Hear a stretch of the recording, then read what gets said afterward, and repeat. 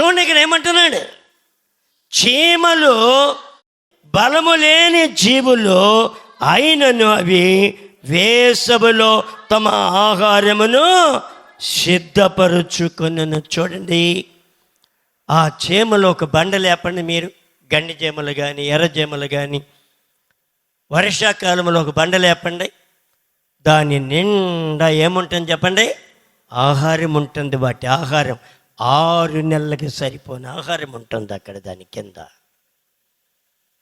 మరి నీకు చూడండి, దేవుని యొక్క సన్నిధిలో ఏమని సరైనటువంటి భక్తి మన జీవితములో ఉండాలి. చీమల కింద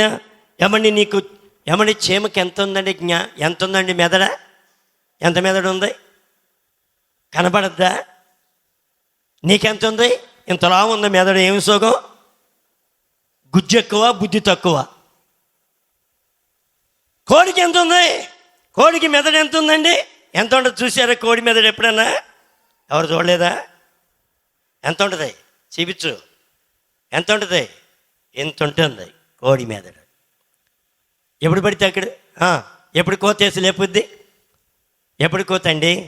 తెల్లవారుజామున 3 గంటలకి 3:30 కరెక్ట్గా కోతేస్తా. కోడి కోత. అమ్మా, దానికి ఉన్న మెదడు ఎంత? ఇంతే. నీకున్న మెదడు ఎంత ఉంది? ఇంతలా మెదడున్నా నువ్వు 7 8 లేచి సోమరిదానిలాగా ఉంటావు. అదేం చేస్తుంది? నిన్ను లేపుతుంది. చిన్న మెదడుతోనే నిన్ను లేపుతుంది కదా. చూడండి, చీమలు అందుకని అన్నాడు, చీమల దగ్గరికి వెళ్ళి నేర్చుకోమంది. అందుకే రెండోది ఏం చెప్తున్నాడు, చిన్న కుందేళ్ళు బలము లేని జీవులు అయినను అవి పేటు సందులలో నివాసములు కల్పించుకొనను. ఎక్కడండి? బీటుల సందులు అంటే కొండకి ఉన్నటువంటి చిన్న రంధ్రముల్లో వాటి యొక్క నివాసాన్ని ఏర్పాటు చేసుకుంటుంది. ఏదైనా పట్టుకోవడానికి వచ్చినప్పుడు ఏం చేస్తే పరిగెత్తుకుంటూ వెళ్ళి దాని ఆశ్రయపురములో దూరేస్తుంది. దానికి చెక్కదు. పులి వేటాడినా ఎవరు వేటాడినా అది ఆ రంధ్రాల్లోకి లోపలికి ఎక్కడికో పోయి దాగుకుంటుందండి. చిన్న కుందేళ్ళు చూడండి, చిన్న కుందేళ్ళు బలము లేని జీవులు. చూడండి, బలం ఏమనుందా? ఊరికి పట్టుకోగానే ఎంత మెత్తగా అయిపోతాయండి పాపం. అవి అమాయకంగా ఉంటాయి, హాని చేసేవే కాదు. చాలామంది పెంచుకుంటూ ఉంటారు. అవి ఎంత మెత్తగా ఉంటాయి చూడండి, బలము లేనివి అవి. ఈ బలము లేని కుందేళ్ళు ఎలాగుంటాయంట? జీవులు అయినను అవి పేటు సందులో వాసములు కల్పించుకొనును. చూడండి, నివాసములు కల్పించుకొని భద్రంగా ఉంటాయి. మరి నీవు దేవునిలో నువ్వు భద్రంగా ఉండగలుగుతున్నావా ప్రియ తల్లి? దేవుని యొక్క చిత్తములో దేవుని యొక్క చిత్తములో ఉండగలుగుతున్నావా? దేవుని ఉద్దేశాలని నువ్వు నెరవేర్చగలుగుతున్నావా? చూడండి, ఒక రైతు ఏం చేస్తాడండి? ఒక రైతు తాను సాగు చేస్తూ తన పంట ద్రవ్యం అంతా ఎంత ఎక్కువ వచ్చినా ఏం చేస్తాడు? మరలా ఆ పెట్టుబడిగా ఆ పొలానికే పెట్టేసి దాని వృద్ధి కొరకు ఎదురు చూస్తూ ఉంటాడు ఒక రైతు. చూడండి, దాని పంటనంతా కూడా, అయ్యో ఈ పంటలో 1,00,000 రూపాయలు వచ్చినాయి, దీనితో నేను ఏదైనా ఒక బంగారం కొనుక్కోవాలి, లేకపోతే ఏదైనా కొనుక్కోవాలి అనేటువంటి ఆలోచన ఉండదు. కానీ మరలా వచ్చే పంట కొరకు దీన్ని భద్రపరుస్తూ ఉంటాడు. లేకపోతే అధికంగా ఉంటే దాని ప్రక్కన ఇంకో 25 సెంటు, దాని ప్రక్కన ఇంకొక అరెకరం, దాని ప్రక్కనంటే రైతు దానిని వృద్ధి చేసుకోవడానికి ప్రయత్నం చేస్తూ ఉంటాడు. ఆ పొలానికి పెట్టుబడుతూ ఉంటాడు.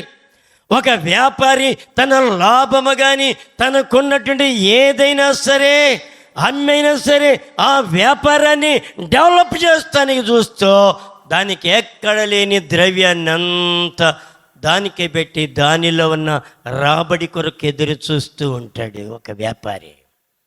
ఒక దేవుని సేవకుడు దేని కొరకు ఎదురు చూస్తాడు చెప్పండి? దేని కొరకు? ఒక సేవకుడు ప్రతి రూపాయి ప్రతి రూపాయి దేవుని యొక్క సేవ కొరకు పెట్టుబడి పెట్టి దేవుని సేవ కొరకే ప్రతి కష్టాన్ని ప్రతి రూపాయిని అందులోనే పెట్టేస్తాడు. నాకు పొలం అబేజీ మగతా వచ్చిన అది కూడా దానిలోనే. ఎక్కడైనా ఏదన్నా కొన్ని లాభం వచ్చినా అది కూడా దానిలోనే. దేనిలో? ఆ సేవ కొరకు తన యొక్క కష్టము కానీ తన యొక్క శ్రమ కానీ అంతా కూడా అందులోనే పెట్టి ఆ సేవకుడు సంతోషించి ఆనందిస్తూ ఉంటాడు. ఒక నిజమైన సేవకుడు. జీతానికి పెట్టుకునే పాస్టర్లలాగా ఉండరు. ఇక్కడ పెడితే నాకేమొస్తుంది, ఒక 4 ఏళ్ళు 5 ఏళ్ళు చేయగానే నన్ను ఇంకొక ఊరికి ట్రాన్స్ఫర్ చేస్తారు. కాబట్టి నేను దానికి ఏమి చేసినా వేస్ట్ అనుకుని ప్రతి రూపాయి అందులోది తింటమే నేర్చుకుంటాడు కానీ దానికి పెట్టడం నేర్చుకోడు వాడు. కానీ నిజమైన సేవకుడు తన ప్రతి కష్టాన్ని అందులోనే పెట్టేస్తాడు.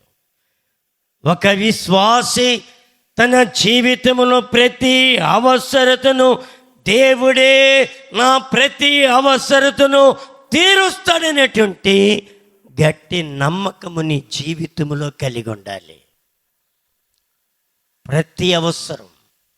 నీ ప్రతి అవసరము చూసేది దేవుడు. అందుకని 6:32 అన్నాడు కదా అక్కడ, ఇవన్నీ మీకు కావాలనని మీ పరలోకపు తండ్రికి తెలియను. నీకేది కావాలో తెలుసు ఆయనకి. నీకెప్పుడు ఏది ఇవ్వాలో కూడా తెలుసు. మన దగ్గర చాలా గొంతెమ్మ కోరికలు ఉంటాయి. ప్రభా నాకు కారు కావాలి ప్రభా, ఇస్తాడు.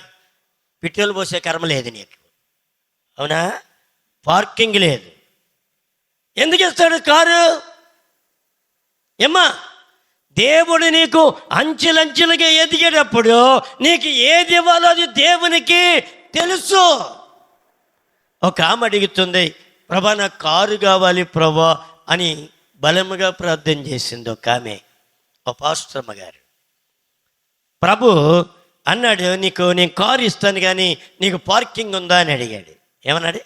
నేను కారు ఇస్తాను కానీ నీకు పార్కింగ్ ఉందా అన్నాడు. లేదు ప్రభు అన్నాడు. అయితే నేనేమన్నా. తర్వాత ఏమైపోయింది? ఆ పార్కింగ్ ఉన్నటువంటి గృహాన్ని తీసుకుని ప్రభా ఇప్పుడు పార్కింగ్ ఉందయ్యా నాకు, కాబట్టి నాకు కారు కావాలి. ఎవరికో ప్రార్థన చేసింది, ఎక్కడో దేవుడు అద్భుతమైన కార్యం చేశాడు. వారి కారు బహుమతిగా ఇచ్చారా? ఇప్పుడు కారు వచ్చిందా రాలేదా? దేవుడి నీకు ఏ టయానికి ఏది ఇవ్వాలో దేవుడికి తెలుసు. నీ ప్రతి అవసరతని దేవుడు తీరుస్తాడు. కానీ దేవుని మీద నీ నమ్మకం ఉండాలి, అవిశ్వాసం ఉండకూడదు. అవిశ్వాసం ఉంటే నీ జీవితంలో మనం భక్తి చేయలేం, దేవుని యొక్క శక్తిని మనం చూడలేం. మన ఈ ఒక అవిశ్వాసి తన అవసరతలు తీర్చేటువంటి దేవుడు లేనట్లుగా లేనట్లుగా ఉంటారట వాళ్ళు. దాన్ని బట్టి ఏమవుద్దో తెలుసా? దేవుని నామానికే అగౌరవం తెచ్చే బిడ్డగా అయిపోతాను. మనం అవిశ్వాసముతో ఉండకూడదు. ప్రభు నాకు ఇస్తాడు, ప్రభు నాకు ఇది చేస్తాడు, ప్రభు నాకు చేయి ఆయన చేయుచున్నాడు అనేది నువ్వు నమ్మి విశ్వసించి ప్రార్థించాలి. ప్రార్థించగలుగుతున్నావా? ఏలియాని ఎవరు పోషించారమ్మా? దేవుడు పోషించారు. సారిపతి విధవరాలను ఎవరు పోషించారు? దేవుడు పోషించాడు. మరి నిన్ను పోషించలేడనుకుంటున్నావా? దేవుడు నిన్ను పోషించలేడు అనుకుంటున్నావా? దేవుడు నిన్ను పోషించే దేవుడు అయినా ఎన్నడూ కూడా నిన్ను విడిచిపెట్టేటువంటి దేవుడు కానే కాడు. 30లో ఏమంటున్నాడు? సామెతలు 24లో 25వ వచనం చూడండి. మిడతలు 3:27వ వచనం. మిడతలకు రాజు లేడు అయినను అవన్నీ పంక్తులు తీరి సాగిపోవును. ఎలాగుంటాయి మిడతలు కూడా? నువ్వు కాలి కింద వేస్తే నలిగిపోయే మిడతలకు కూడా ఎంత జ్ఞానం ఉందమ్మా. వాటికి రాజు ఎవరన్నా ఉన్నారా? రాజు లేడు. రాజు లేకపోయినా కానీ అవి ఎలాగున్నాయంట? పంక్తులు తీరి సాగిపోవును. 28 బల్లిని చేతితో నీవు పట్టుకొనగలవు, అయినను రాజుల గృహములో అది యుండును. అమ్మ, రాజుల గృహంలో నువ్వు వెళ్తావా? వెళ్ళగలవా రాజు గృహంలోకి? కానీ బల్లి వెళ్తుంది. చూడండి దానికి ఎంత జ్ఞానం ఉందో చూడండి.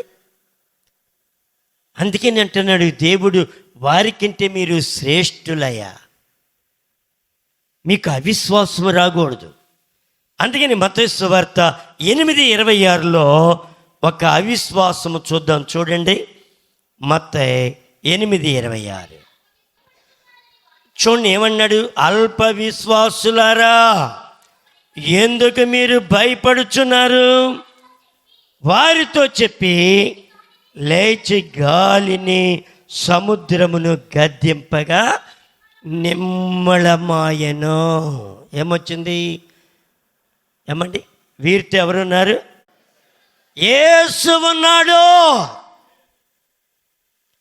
నీ మధ్యన యేసు ఉంటే ఏమండి, నీ హృదయము కలవరపడదు. నీ మధ్యన యేసు లేకపోతే నీ హృదయం అంతా కలవరం అయిపోద్ది. ఏమన్నాడు? నేను మీతో ఉంటాను, మీలో ఉంటాను, మీ మధ్యన నేను సంచరిస్తాను అన్నారు ప్రభు. ఇప్పుడు మన మధ్యలో ఉన్నారు ఆయన. నీకు విశ్వాసం చాలడం లేదు, ఆ నిరీక్షణ చాలటం లేదు. అందుకని ఇక్కడ వీళ్ళకి ఏమి లేదు, విశ్వాసము చాలక అల్ప విశ్వాసముతో ఏం చేశారు? ఆయన దగ్గరికి వెళ్ళి ఆయన్ని లేపారు. అప్పుడు లేపిరి. అందుకైనా అల్ప విశ్వాసులారా ఎందుకు భయపడుచున్నారని చెప్పి ఇప్పుడు ఇదే మాట నీతో చెబుతున్నాడు ఆయన. అల్ప విశ్వాసి, ఎందుకు భయపడుతున్నావు? ఎందుకు భయపడుతున్నావు? ఏమీ లేదని భయపడుతున్నావు? సమృద్ధి అయిన ప్రభు ఉన్నాడు నీకు. సమృద్ధి అయిన క్రీస్తు ప్రభు ఉన్నారు. సమృద్ధి అయిన దేవుణ్ణి నువ్వు పెట్టుకుని ఒక దిక్కు లేని దానిలాగా ఉన్నావా? ఒక దిక్కు లేని వాడిగా ఉన్నావా ప్రియ తల్లి? అందుకనంటాడు మత్తయి సువార్త 14:30 వచనం కూడా దయచేసి సహాయం చేయండి.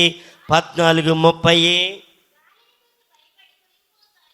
గాలిని చూచి భయపడి మునిగిపోసాగి ప్రభా నన్ను రక్షించమని కేకలు వేసిన వెంటనే యేసు చెయ్య చాపి అతన్ని పట్టుకొని, అల్ప విశ్వాసి ఎందుకు సందేహపడుతున్నావని. మరి మనం ఎన్నిసార్లు అల్ప విశ్వాసులుగా ఉన్నాం? ఎన్నిసార్లు?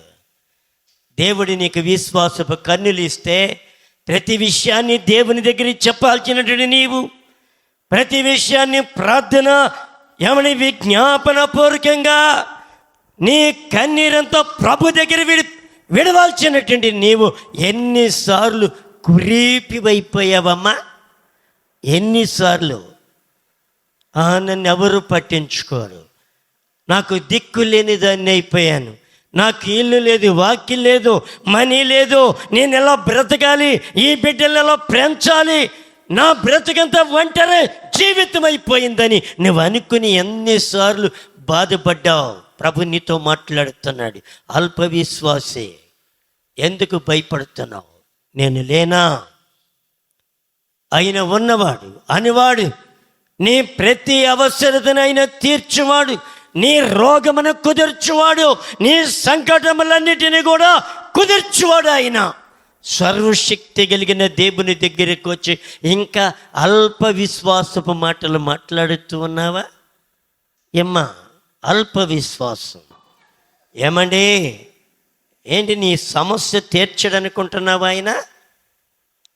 నీ సమస్యలన్నీ ఆయన తీరుస్తా. నేను రూపాయి లేకుండా నా 3 బిడ్డలు వివాహం చేశాను. ఏ రూపాయి లేదు నా దగ్గర. నాకెవడు దాన ధర్మాలు చేసేవాళ్ళు లేడు. నాకున్నది ఒకే ఒక ఆస్తి, విశ్వాసం. నాకు ఏది కావాలన్నా ప్రభు దగ్గరికి వెళ్ళి అడగటమే నేను నేర్చుకున్నాను. డోక్రాలో నా భార్యని చాలా ఏదిస్తున్నారు కొంతమంది. ఆ డోక్రాలో ఉన్నటువంటి వారు ఏదిస్తుంటే చెప్పాను నా భార్యకి, అమ్మా డోక్రా వద్దేమొద్దు వచ్చేసాయి, అయ్యా ప్రభుత్వం మారొద్దంట, 50,000 తీసేస్తాడంట, కాబట్టి నువ్వు మానేయమంటున్నావంటే నేనన్నాను, ఆ 50,000 నా ప్రభు ఇస్తాడు. నువ్వు మానేమని మానిపించాను. చాలా బాధపడింది ఆమె. ప్రార్థన చేశాను ఒక 1 నెల దినాలు. ప్రభా నా భార్య 50,000 పోగొట్టుకుంది. వాస్తవమే వచ్చినాయి ఆ సంవత్సరం 50,000.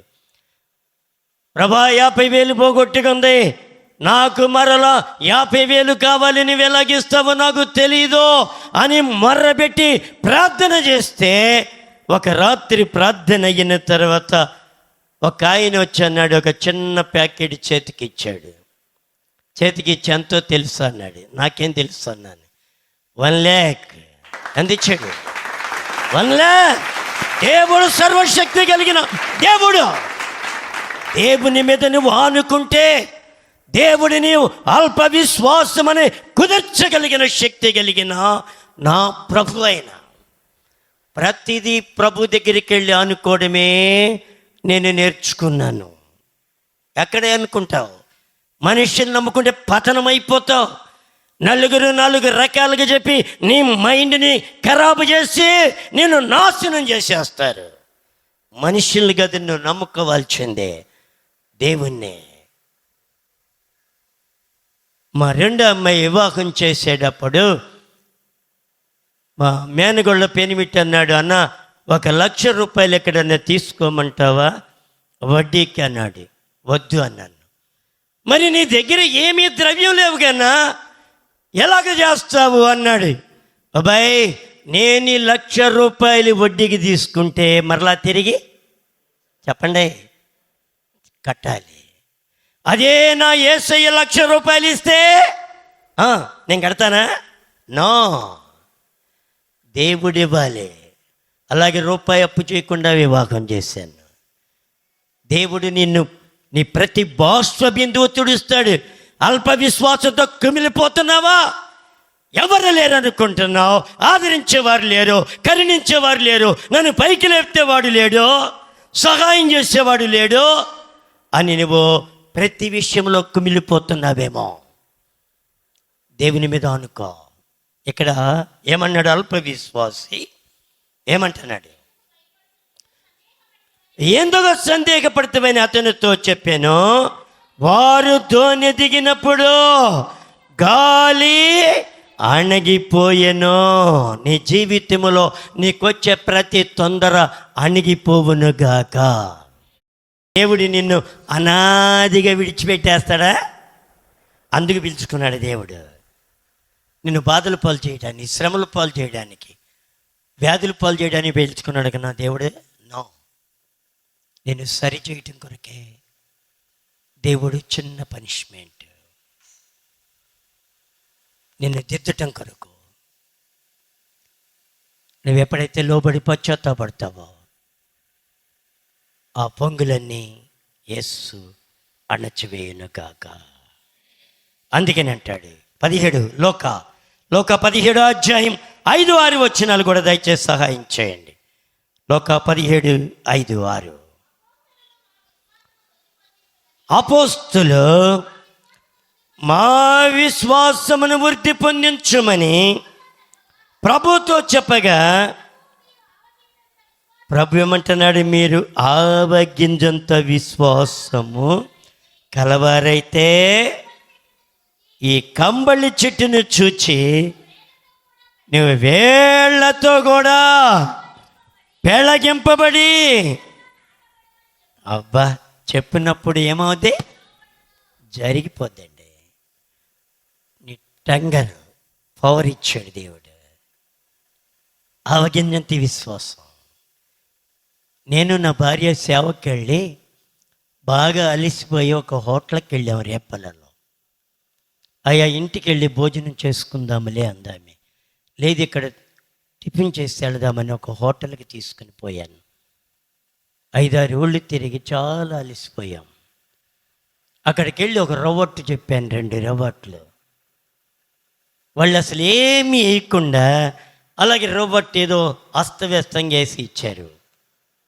అది చూస్తే దానిలో వేయాల్సిన ఏమీ వేయలేదు. ఆయనకి ఆకేసి అడిగాను, అమ్మాయి ఏంటండి అని మర్చిపోయామండి. వానరుతో నన్ను ఏమండి ఏంటండి అంటే అప్పుడు వానరు ఏమనాలి, వాళ్ళని కేకేసి కొంచెం ఎందుకు అలా చేస్తే ఎలాగంటే చాలా బాగుండేది, అలాగని లేదు తిండి పోతే బాగున్నాడు. వాడికి కంప్యూటర్ ఎక్కువ, ల్యాప్టాప్ పెట్టుకుంటాడు టేబుల్ ముందు, క్యాష్ దగ్గర ఒకడు, ఈ ల్యాప్టాప్ ఎప్పుడు ల్యాప్టాపే, తినిపోతే బాగున్నాడు. క్యాషియర్ అన్నాడు, పో నోరు మూసు పో అన్నాడు. ఇంటికి వచ్చి ఏడ్చాను ప్రభు దగ్గర, ప్రభా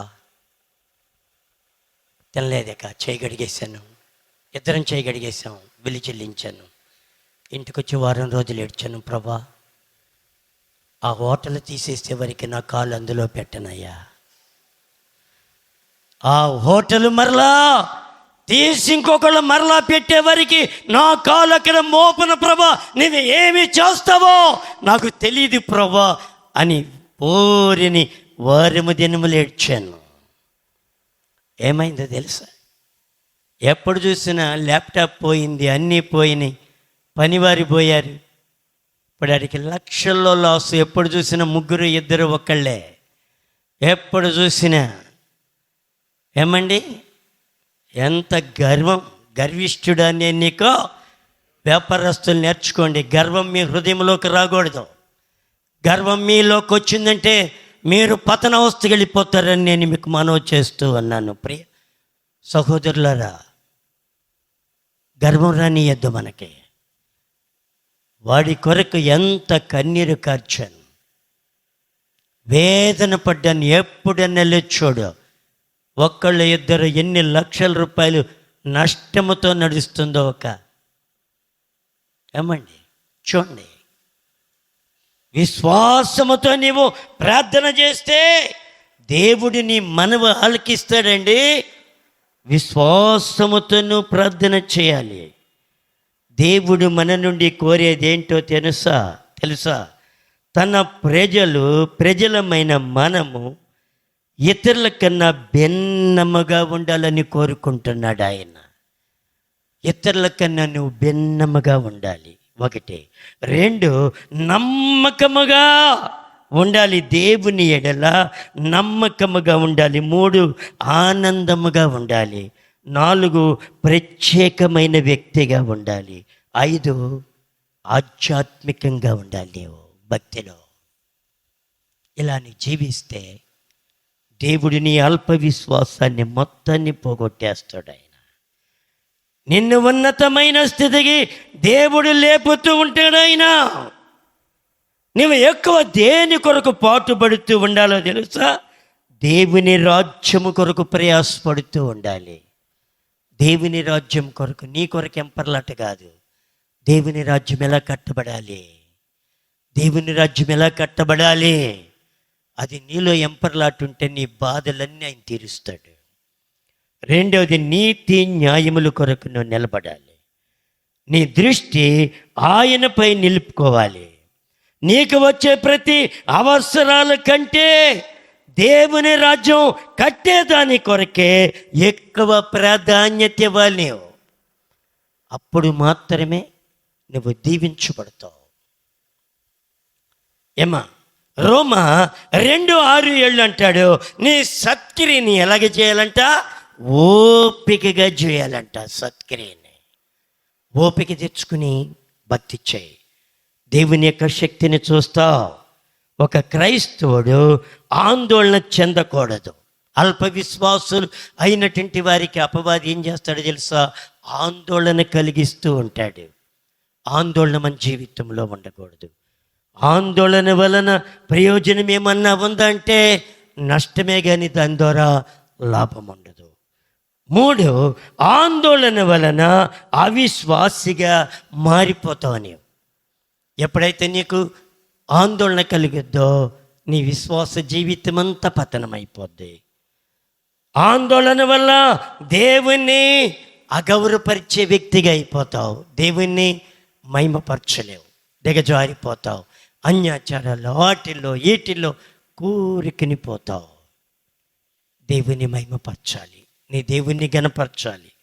నీ దేవుణ్ణి మహిమపరిస్తే నీకు మంచి లైఫ్ ఉంటుంది.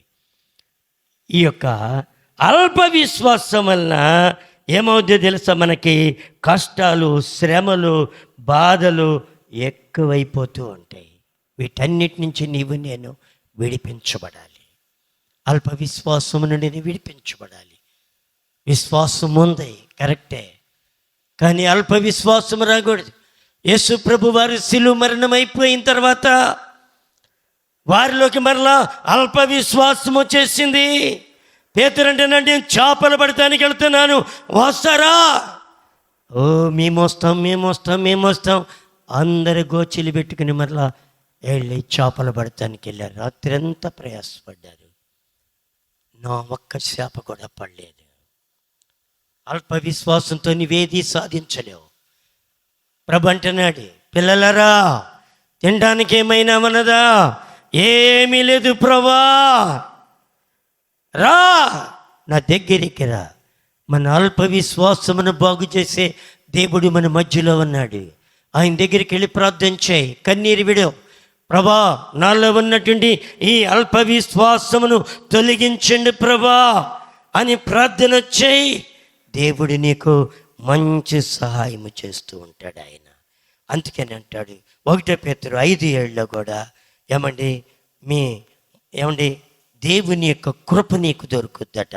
నిబ్బరమైన బుద్ధి కలిగి ఉండండి. నిబ్బరమైన బుద్ధి కలిగి ఉండాలి. దేవుని మీద మనం ఆయన మీద ఆనుకోవాలి. ఆనుకున్నప్పుడు దేవుడు మనకి సహాయం చేస్తూ ఉంటాడు. 23వ కీర్తనలో ఆయన నీకు కాపరిగా ఉంటాడు, నీకు కర్తగా ఉంటాడు. నీకున్నటువంటి ప్రతి అవిశ్వాసము నుండి విడిపిస్తారు, అల్ప విశ్వాసము నుండి విడిపిస్తారు. ఆయన మీద ఆనుకో. ఏమీ లేదని కృంగిపోవద్దు. ఒకనాటికి నువ్వు తినలేనంత నీ ముందు పెట్టబోతున్నాడు దేవుడు.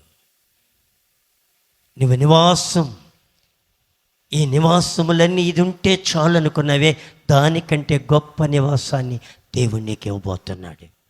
ప్రార్థన చేయి. నీకు ఎదురు మంచి లైఫ్ ఉంది, ఆ లైఫ్ని కనిపెట్టుకుని ప్రార్థన చేయి. ప్రభు నీకు లైఫ్ అనుగ్రహించును గాక. ప్రార్థించేద్దాం. తల్ల వంచండి.